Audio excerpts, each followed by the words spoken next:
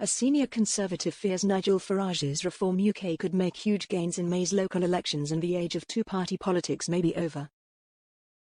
Former Tory chairman Sir Brandon Lews issued a warning to Conservative colleagues after a series of polls suggested his party is currently in a three-way tie with Reform and Labour, as all three parties have roughly equal levels of support from the public. He said Labour had suffered a series of own goals since coming to power, but said Conservatives led by Kemi Badenoch don't have long to convince voters that they, rather than Reform, are the party with a serious and tangible offering for an alternative government.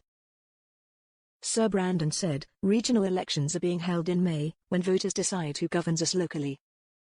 They are likely to be difficult for all mainstream parties. As disruptors, Reform could make huge gains and cause big losses, even in places where they do not win outright.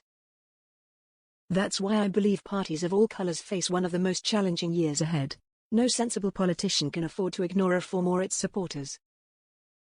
There is a very real possibility that we are seeing the beginning of the end of the two-party system in the UK. Sir Brandon was party chair while Theresa May was Prime Minister and served as Northern Ireland Secretary in Boris Johnson's government. He stood down as an MP last year after 14 years in Parliament. Calling for Conservatives to rebuild trust with traditional Tory policies, he said.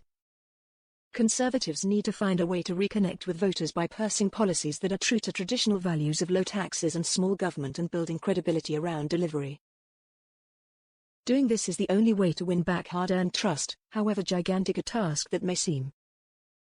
Elections on May 1 may be challenging for the Tories because voting takes place in a limited number of authorities, mainly county councils where Tories are already the largest party.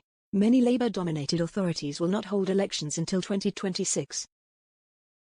It means that if Reform does make gains, then these will appear to come at the expense of the Conservatives. Elections also take place this year for 4 regional mayors representing Cambridgeshire and Peterborough, West of England, Greater Lincolnshire and Hull and East Yorkshire. Reform is playing down expectations for May but hopes to make breakthroughs in next year's elections for the Welsh Assembly, where polls suggest it could become the largest party, and the Scottish Parliament, where insiders believe they could come second behind Labour in a blow to the Tories. A poll by Techne UK found 25% of voters would back Labour if an election was held tomorrow, with Conservatives and Reform on 24% each.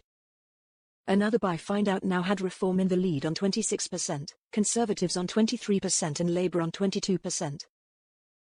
Ms. Badenoch made it clear in interviews over the weekend that she would not be spooked by polling, saying it would take time to recover from last year's historic general election defeat but dismissing Reform as a protest vote. She said, "We've never had a defeat as bad as this. The idea that 6 months later the public would be rushing back to us is for the birds. What's happening is that they've just kicked out one party, the party that they voted for is letting them down, so the protest vote gets the support." Here is a summary of internet users' reactions. I vote in the ex-MP Brandon Lews' constituency, Greater Yarmouth. Reform now hold the seat. He didn't stand to the last election because he knew it was a lost cause. The reason? Mass immigration. I have lived here for over 40 years and hear repeated repeats of the same belief. Locals frequently state that the title Great may as well be removed from the name. The town is now awash with Home Office asylum seekers filling previous holidaymakers' hotels and guest houses. The Conservatives allowed this to happen and Labour are seen as worsening the situation. I once submitted an FOIA asking how many such residents were being housed here. Refused to give the information. Only Reform appear to give any hope of it changing. The two-party system is not the holy grail of democracy, indeed quite the opposite. We should welcome more choice and more coalitions. That might mean less gets done, but what is the rush to do things if so many don't want it? The Tories can hardly complain. They could have stopped Labour and Reform in their tracks if they had got Brexit done properly. The only chance the UK has to stop the rot in future is to vote Reform. All anyone has to do to realise that a vote for the Tory or Labour or Lib Dem or SNP party is a vote for more despair is to look at the UK of 50 years ago and compare it to today. Look at public services such as the NHS, the police, the ambulance service, the judicial system, schooling etc., all worse than 50 years ago. Look at the national debt, £52 billion in 1975, £2.8 trillion, yes, trillion in 2025 and costing £2 billion per week in interest payments along. Look at where you live. Maybe you are one of the lucky few whose town does not look like a dump, but the majority of people have seen their cities/towns change massively and not for the better. Look at the roads. I would never have thought that UK roads would ever be in such a mess as they are today. Look at the size of the British Army. 178,000 serving soldiers in 1975, 80,000 today, a cut of over 50% and more cuts to come. Successive governments have made cut after cut while increasing their basic pay from £5,750 1975 to £91,000 today. How many MPs were pound millionaires back in 1975 compared to today? The sad hard fact is that unless people change the party that governs the UK, things will keep getting worse, and there is substantial proof to support that. Now I know there are supporters of the Tory, Labour, Lib Dem and SNP parties who refuse to believe the truth and the facts and who live in complete denial of the truth. So this comment is not aimed at you, as you are forever a lost cause that would rather see the UK destroyed than admit the truth. But to the rest of you I say, if you do not believe me, take a long hard look on the internet and discover the facts for yourself. Then, vote reform in future. As I understand the situation regarding 2025 local elections 1520 have been cancelled by Tory councils, Mr. Lewis is not telling the truth. A problem that the establishment, Parliament and Whitehall, have failed to tackle for 60 years. Yes, for 60 years the comfortable political elite have been denying the electorate any real say in the nation's affairs. We've had enough, Mr. Lewis. You can sing for your supper. It is overdue that the flip-flopping two-party elections end, and before now none of the others can claim to be a viable party to govern. After 6 months one thing is certain, and that is Labour will not get a second term in office. In fact, the next GE will see Labour's biggest defeat in their own history, courtesy of Starmer, Reeves and the current cabinet. But will the Tories have a viable party to retake the helm? Labour did not win the last GE, they were gifted it as a punishment from the electorate against the Tory mishandling of 14 years of government and internal backstabbing. It is odds-on favourite the Reform UK will win the next GE, but that is 4 years away, unless something changes the current balance of the House of Commons.